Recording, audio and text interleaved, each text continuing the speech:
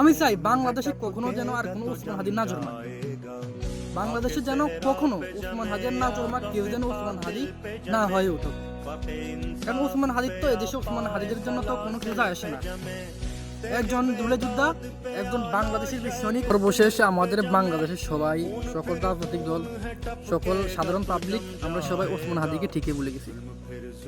রাজনৈতিকবিদরা তারা সুন্দরভাবে তাদের রাজনৈতিক প্রচারণা করতেছে, সাধারণ মানুষ সুন্দরভাবে তারা চলাফেরা করতেছে, মানে যে সবাই সবার মতো চলতেছে, কিন্তু আমরা অবশেষে ওসমান হাদিকে ভুলে গেছি। সর্বপ্রথম এটা ওসমান হাদিকে আমরা ভুলে গেছি কয়দিন।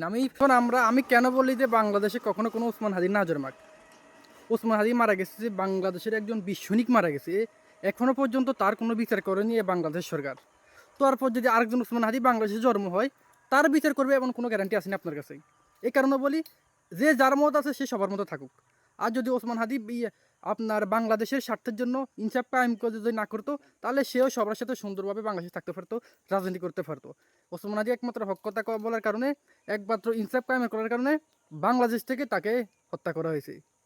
এবং কে হত্যা করছে কি আমরা কম বেশ সবাই এগুলো। এখন কথা হচ্ছে, আমি সবসময় চাই বাংলাদেশে যেন আর কোনো ইনসাফ কায়েম করার মতো কোনো ওসমান হাদি যেন ন জন্মায়। কেন বলছি, কিভাবে বলছি,